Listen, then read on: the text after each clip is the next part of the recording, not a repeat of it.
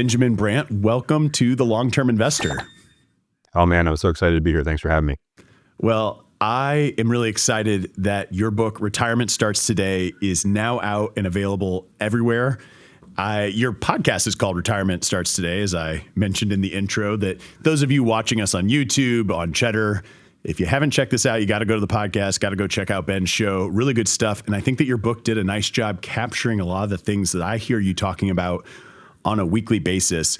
So I want to start about an idea you were talking about throughout it, which is an abundance mindset for retirement. Can you tell me a little bit what that means to you?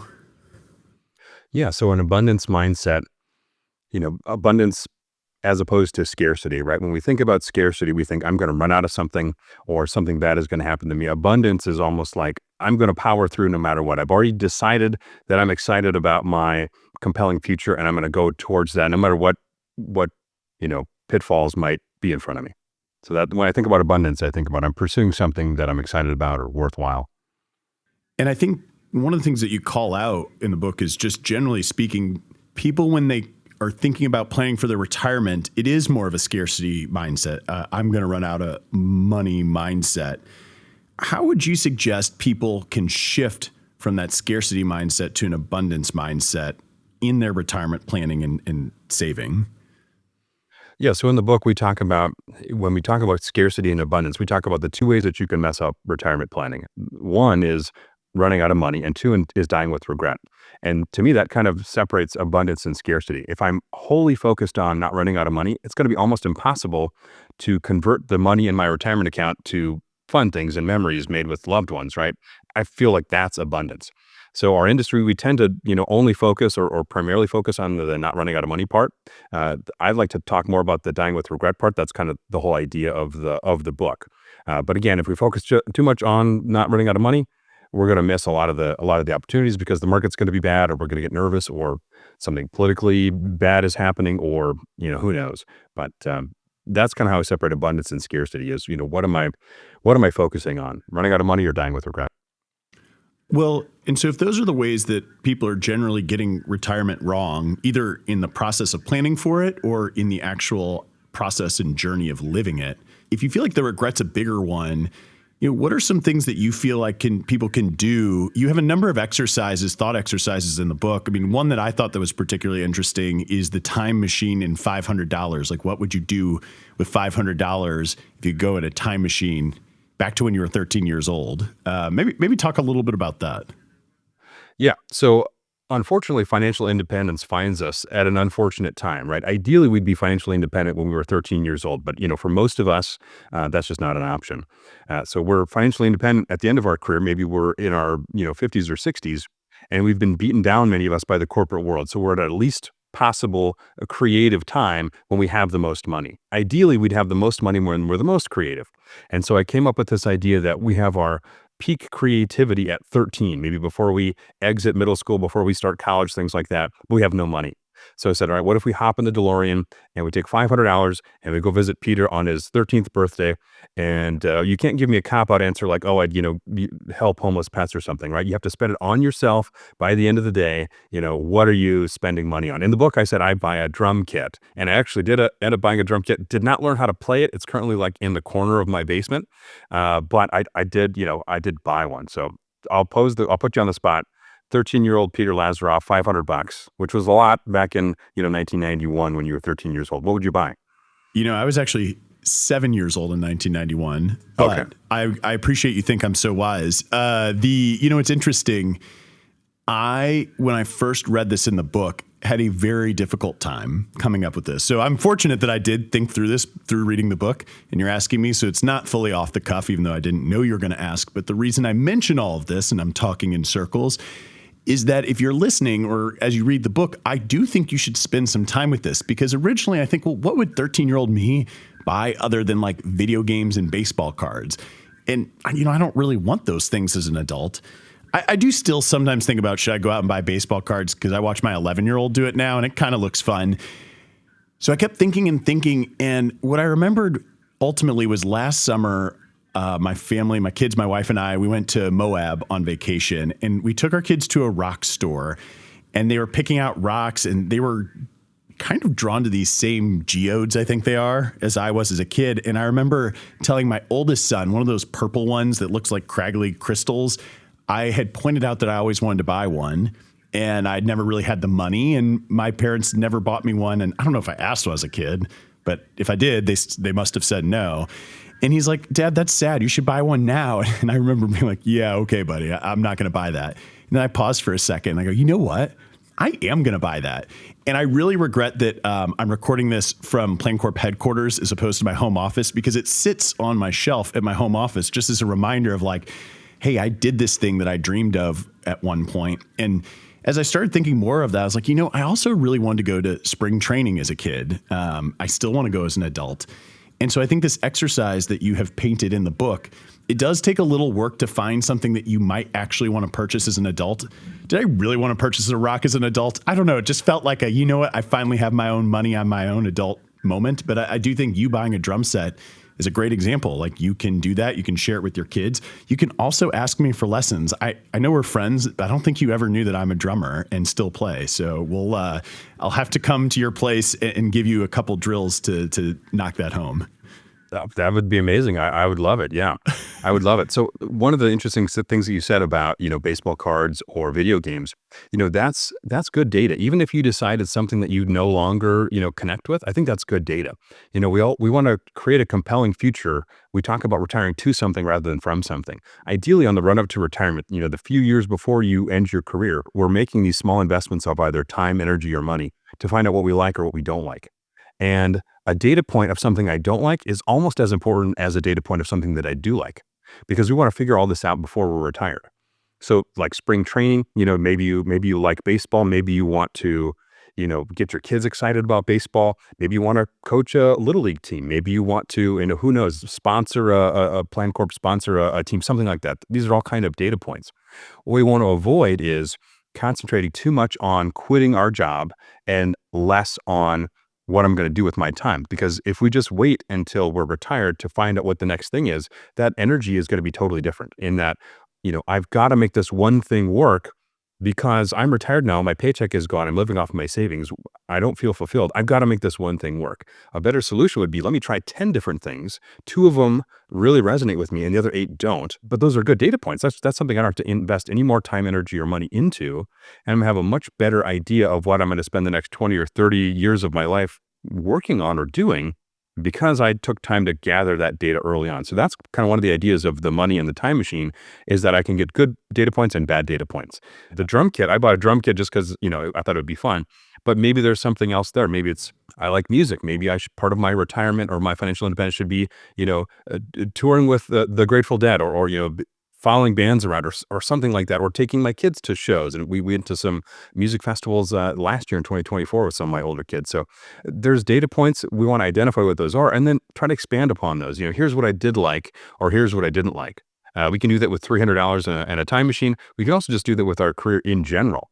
Maybe you are a teacher or a financial advisor. You can specifically write, what is it about that job that I like and what I don't like? And then how can I intentionally create that on the other side of financial independence? You're a teacher. Maybe you like to, collaborate with others. Maybe you like to see projects come across the finish line. Maybe you like to mentor and help tap the potential, in younger people. There's all kinds of things of data points that we can say, this is what I get fulfillment from. The really hard part about retirement is project completion, or all the attaboys and attagirls we get in life.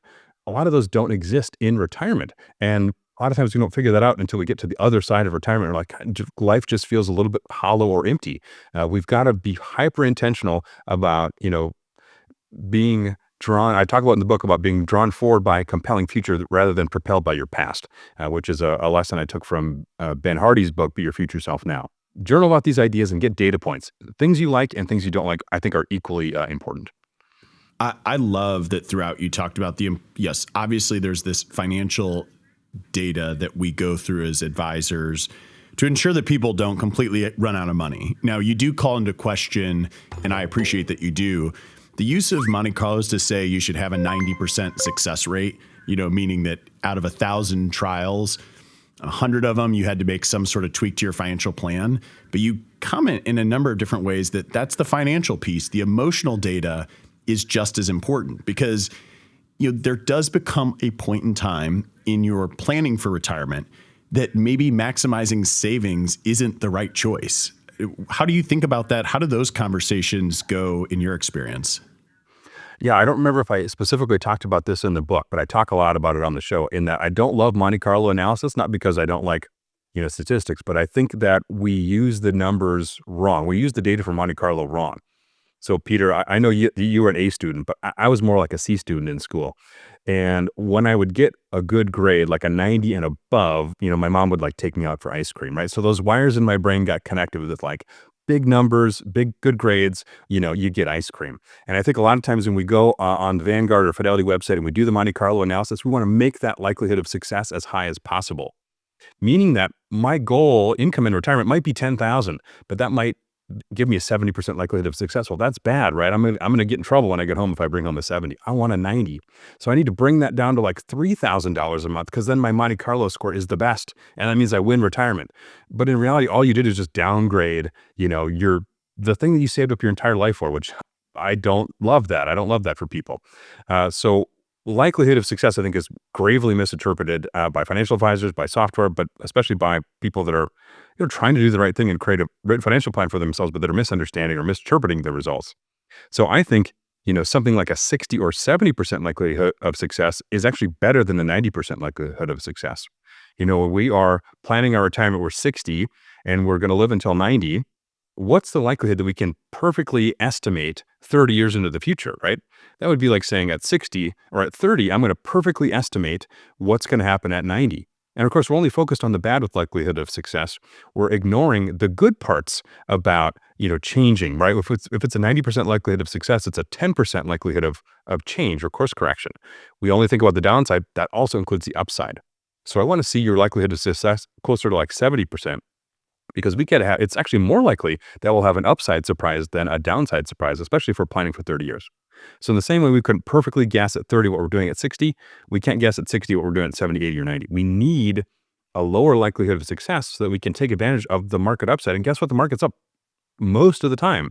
When we invest in the market, we're investing in human innovation, which sometimes slows down and pauses, but never stops. So the market's going to be amazing 10, 15, 20 years from now. If you're dialing in your likelihood of success 90%, you're basically saying, I'm intentionally downgrading what I want by 20, 30, 40%. So there's absolutely no chance of me running out of money, which what we talked about is much more likely that you'll die with regret. And I learned that from meeting with clients over the last almost 20 years. And like clockwork, clients would say, my mom has all this money. She's 85 years old. She's too old to spend it. I wish she would have done X, Y, Z. And I don't want that for the people watching this, and I don't want that for our clients, in that they're just hyper conservative on that 90% likelihood of success, and their wealth doubles, triples, quadruples over the course of their life, and they never spend it. I don't want to get on my soapbox too much, but that drives me crazy. So don't downgrade your dreams because you think, you're going to get some ice cream at the end of retirement if you 10x your portfolio. You save up that money to spend it. I want to see you spend it. It occurs to me we could have done a whole episode on this very topic because I actually do agree with a lot of what you're saying. And I'd like to read my favorite quote from your book. Other than, I will say there's a close second where in the footnote to one of the early chapters, you write your opening line in a comedy open mic night that you did. And it's a small footnote in the book, so that gets second place. But the one I wrote down that I want to read, here, let me move it over to this screen. Can I tell you, I debated for weeks if I wanted to, even when I was recording my audiobook, do I include my opening line from when I do stand-up or not? And I thought part of the story in the book is that I didn't have my buddy record my first stand-up, and I regretted it. So I said, all right, I'm going to put my opening line in the book. And do you want a chance to redeem because I'm recording, or do you want it to be a teaser for reasons for people to go check out the book? Well, I'm happy to share it now. Yeah, let's see. Yeah. So guys, picture Ben, who's taking a stand-up comedy class, doing an open mic night. And I've known you for a while, so this rings really funny for me because I just know you. But yeah, why don't you drop this line? Because now we've built it up too much. Yeah, so I'm no Nate Bargatze or anything like that. But I have 6 kids. And so when people meet me for the first time, they say, oh, 6 kids, you must be Catholic. And I say, I'm not Catholic, I'm just impulsive. Honestly, I laughed out loud. I was actually on a plane when I was reading that part, and I think My wife looked over at me being like, what's funny? I'm like, just don't worry about it. So love that. Okay. So that was my second favorite quote of the book. Here's my first quote. Money represents time. Every dollar represents a time you told yourself no. An ideal retirement is one where you tell yourself yes. The balance of your retirement plan represents untapped potential for you. You saved up for you. And so I think this really resonates with what you were talking about with the Monte Carlo analysis, that as you get up to that high probability of success, you are saying no to a lot of things. I don't know what the right number is. I don't know if it's 70, 80, 60, 100. No, but I just said it's not 100. Yeah, it's definitely not 100. Yeah, definitely not 100. Everything else below that's up for debate, but it's probably not 90. It's probably not 100. I can give some math reasons and non-emotional reasons, but I think one of the thought exercises that you come up with in the book is that people should think about tripling their travel budget. Maybe talk a little bit about that so that we can have people expand how this idea really applies and how they can think about it in their own financial planning and retirement planning. Yeah. So when we think about financial independence, you're doing something you've never done before. And so we can wax on about, you're financially independent. You're doing fantastic financially. You should travel more or fly first class. Or I even called one of the chapters in the book, you should fly first class or your kids will. But we can talk about these things, but people have never done it before. And especially people that have saved up a significant amount of money, they tend to be more detail oriented. They tend to be, risk is kind of a funny word, but they tend to be more risk averse. They tend to not be, impulsive or flippant with how they spend their money. And so one of these ideas we came up with is, what if we plan like a bucket list vacation? And for somebody that's never outlaid money like that, in fact, they just spent the last 20, 30 years saving money, which would sort of be the opposite of spending. We said, how can we create like an activity of spending money in a way that they normally wouldn't? So what we do is we look at the recent past and we say, tell me about the last vacation that you went on and how much did it cost? And someone would say, okay, well, I went to Moab with my family and we flew on Spirit Airlines and we stayed at an Airbnb and we were there for 3 days, whatever that was. And so we say, okay, on paper, let's write out what that budget was. And then for each line item on the budget, we have to triple what we spent, right? So rather than fly Spirit Airlines, what if I flew, middle of the plane American? Or what if I flew Jet Suite X? Or I stayed in an Airbnb? Or what if we rented an RV? Or what if we, stayed at the Ritz-Carlton or something like that? Now, we want to make it 3 times because we want to get into the territory of, I would never actually spend that money. But I want you to do that just as a thought experiment and then ask yourself, would I genuinely enjoy that? Yes, no, or maybe. And if it's yes or maybe, and especially for financially independent, we have the backing of a confident written retirement plan. I think you should go out and do those things. And again, we have data points. I loved that. Okay, now from now on, when I go on vacation, this is the new standard of what I'm going to do. Or I hated it. Okay, great. You love flying at the back of the plane. First class does nothing for you. That's a data point. We don't love that. We never have to do it again, or at least we don't have to do it for many years, right? So whatever your vacation budget was, $3,000. Now it's $9,000. I want you to spend that money on paper and then reflect on, I think I would love that. I might love that. I know I would hate that. Do it with your spouse. You might be surprised their answers are different than yours. And then you get to your next vacation. You've got new data to experiment with. And I think when you are working with a financial planner, you can have the confidence that you can afford some of these things. I think when you're doing it on your own, that's maybe where going through this exercise might be met with some mental resistance. Maybe you feel like you can't financially do this. And I think it's not that you or I would say, hey, go spend whatever you want. This is all within guardrails. Once you have a financially viable plan, I think you take on these steps to figure out, okay, the finances look good. How can I make the story better? How can I make my life more interesting? And I love the idea of experimenting with different experiences. The goal in many ways when you retire is to have fulfillment. You can't take the money with you, right? So we're trying to turn this money that we do have into something worth remembering. Yeah, actually, that was one of the chapters. What if you can take it with you, right? So when you think about a loved one that's passed away, you're probably thinking about something that you did together. Maybe your dad or your uncle took you to spring training, and that's one of the things that you're thinking about. We can't take the money with us, but if we can convert that money, I think in the book I talk about, Roth conversions are cool, but converting those dollars into memories is really the coolest thing that we can do. So if you can make memories with loved ones, with the money that you've saved up, and then you pass away, when that loved one thinks about you a decade after you're gone, they're going to think about that unique experience that you provided by your financial independence and your ability to save money.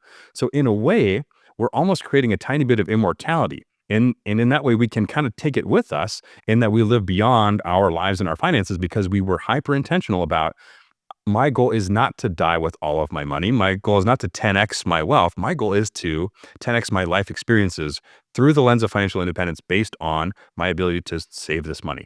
And I think a lot of people don't cross that bridge. A lot of people don't make that connection. It's what made me financially independent was saving and not spending, and I'm never taking the step to stop that. I'm just going to keep doing what had worked in the past, not necessarily deciding if that's what is going to work in the future. There's a saying that says, "What got you here won't get you there." I think financial independence is a great, line of demarcation to say, okay, I've got to change the way that I think about my finances. I saved money by saying no to myself and putting the money away so that I can say yes to myself in the future, but we never actually start saying yes. So maybe a long-winded way of answering your question, but yeah, I want to see you do stuff with that money. I don't want to see it sit in an account somewhere. And I think that it's easy, we're talking about big spending, but also there's little spending where this is effective. And I thought to myself as I was reading, you gave a lot of thought exercises through the book, and it did cause me to reflect on things. And I thought one person I thought about was my grandmother, who took me and all my cousins and our parents on these really big trips a couple different times in her lifetime, on her 70th birthday and a couple other milestone moments. And that's great. But when I think about my grandmother on an everyday basis, the thing I actually remember more so than those trips, I actually barely remember anything from those trips other than we went. I don't remember any emotions. These are trips I took from age 5 to maybe 13. What I remember, she took me out to my birthday on my lunch every year and then took me shopping to get like a video game I wanted.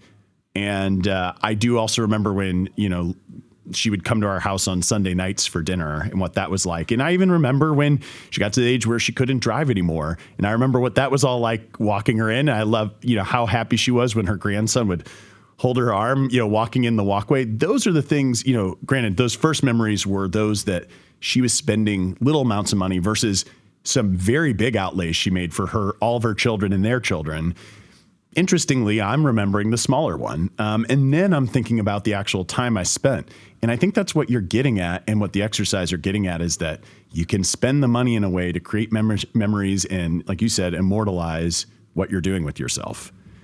I don't know if you have anything to share on that, or if I've just gone on too much of a personal rant there. No, I love it. I love that. That's fantastic. We do talk a little bit about it in the book that you don't necessarily need millions and millions of dollars to do these sorts of things. Volunteering, spending time with loved ones. Like you talked about, your grandma did things that were significant financial expenditures or things that weren't. And the things that weren't actually is what resonated more with you, which is great. And that's a lesson that we can all take, is that no matter what our financial resources are, oftentimes a clue to what brings us fulfillment in retirement is to be in service to others. And that's not necessarily, and often isn't, anything to do with finances. So if you are stuck with what I should do in financial independence, oftentimes being in service to others is kind of a cheat code. Well, and we've spent the majority of our conversation here talking about getting emotionally prepared for retirement and just maximizing the journey to that stage of life. I'd like to close with some of what happens when somebody actually retires. What do you find are the things people should be thinking about when that time finally arrives? What are those questions they should be asking about themselves and the lives that they are preparing to start living? Yeah, the sooner you start, the better. Somebody once said the best time to plant a tree is 20 years ago. The second best time to plant a tree is today. Now, somebody did correct me the other day and said, no, actually 19 years ago would have been actually the second best time. Don't think about the details too much. The metaphor hopefully is still sound. But the sooner we can start thinking about these kind of things, the better. So many of us have many of our clients have worked for 20 or 30 years, oftentimes for the exact same company, 40 or 50 hours a week, 50 plus weeks a year. A huge amount of their identity is baked into that career. What are you going to do or say or feel 2 months after you retire and you meet somebody at the grocery store and they say, what do you do for a living, right? What's going to be your response? And on the run to retirement, we got to be thinking about that specifically. What specifically about my career do I love and brings me fulfillment and gets me excited to get out of bed in the morning? Because something's going to have to get you out of bed in the morning for the next 20, 30 years. How can I intentionally recreate that outside of the scope of a traditional career, leveraging financial independence? So the sooner we can start thinking about that, I think the better your outcome is going to be. Ben, I am going to put links to your book, to your show in the show notes at thelongterminvestor.com. But if people want to follow you and find you in any other ways, where should they be headed? Yeah, the book Retirement Starts Today on Amazon and Audible. The podcast Retirement Starts Today.